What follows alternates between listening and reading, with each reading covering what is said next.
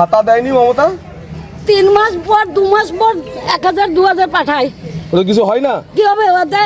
ওষুধ লাগাই তো সুগার প্রেসারের মানুষ ওষুধ লাগে। চাকরি নেই, চাকরি 3টা ছেলে বেকার, 3টা ছেলে বস্তা বয় তবে ভাত খেতে পায়।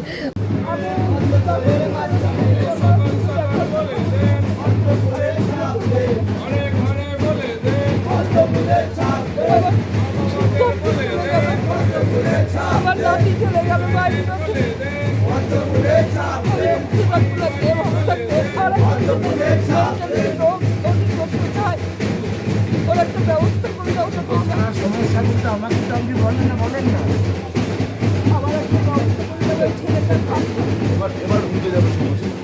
দুটি ভিডিও আমরা দেখলাম। একটি ভিডিওতে দেখা যাচ্ছে সিউড়ির হাটজেন বাজারে তৃণমূল ঘরানার এক বৃদ্ধ কাঁদছেন এবং কিছু পাননি দাবি করছেন। তিনি তৃণমূলের বিরুদ্ধে কথা বলেছেন। দ্বিতীয় যে ভিডিওটি দেখলেন সেটি সিউড়ির 12 নম্বর ওয়ার্ডের। সেখানেও এক বৃদ্ধা কাঁদছেন এবং তিনিও কিছু পাননি দাবি করছেন। এই সমস্ত ঘটনা কিন্তু ঘটতে দেখা যাচ্ছে সিউড়ি বিধানসভার বিজেপি প্রার্থী জগন্নাথ চ্যাটার্জির সামনে। আরও একটি চাঞ্চল্যকর ভিডিও রয়েছে, যেটি হলো তৃণমূল প্রার্থী উজ্জ্বল চ্যাটার্জির খুড়তুতো শ্বশুরের। তিনিও বিজেপি প্রার্থী জগন্নাথ চ্যাটার্জির সামনে বিস্ফোরক দাবি তুলে বিজেপিকে চেয়েছেন, যদিও বিষয়টিকে তার ছেলে মানসিক ক্ষতিগ্রস্ত বাবা বলেই দাবি করেছেন। জয় শ্রীরাম, জয় শ্রীরাম। আপনি তৃণমূল প্রার্থীর কে? আপনি তৃণমূল প্রার্থীর কে? ফুল শ্বশুর। আপনি কি চান? আমি চাই বিজেপি। বিজেপি কে চান? হ্যাঁ। কেন? হ্যাঁ, কেন?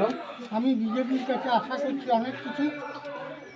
এই জঙ্গল রাজের পতন চান? হ্যাঁ, প্রথম চাই আপনি মনে করেন পাল্টানো দরকার? পাল্টানো দরকার। আশীর্বাদ করুন, আশীর্বাদ করছি। মা আশীর্বাদ করুন। ভারত মাতা কি।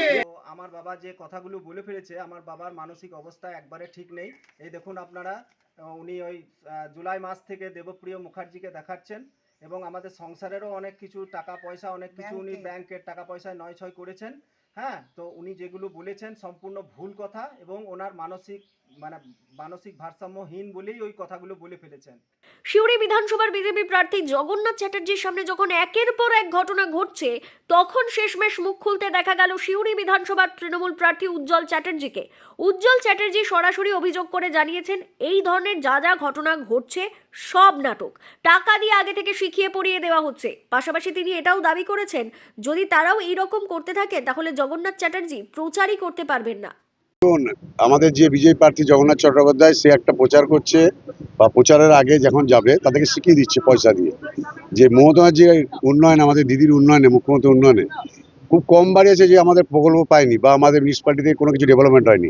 এই যে শিকার, আমরা যদি শিখাতে আরম্ভ করি, ও কি আর প্রচার করতে পারবে? আমরা তো শিখাচ্ছি না। আমরা তো ভদ্রভাবে খালি ভোট চাইছি, ডেভেলপমেন্ট উন্নয়নে ভোট চাইছি, দিদিকে থেকে বাংলা রক্ষার জন্য ভোট চাইছি।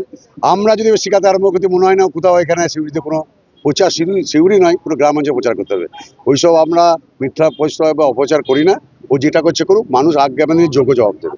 বলছে কোনো সরকারি সুবিধা পায় না, চাকরি নেই। ও যদি কোনো সরকারি বাইরে ওর ঘরে যদি না প্রকল্প কোনো সুবিধা না পায়, আমি কথা দিচ্ছি আমি নমিনেশন ফাইল করে চ্যালেঞ্জ করতে বলুন। যান, আপনি যান, চ্যালেঞ্জ করছি আমি, যান।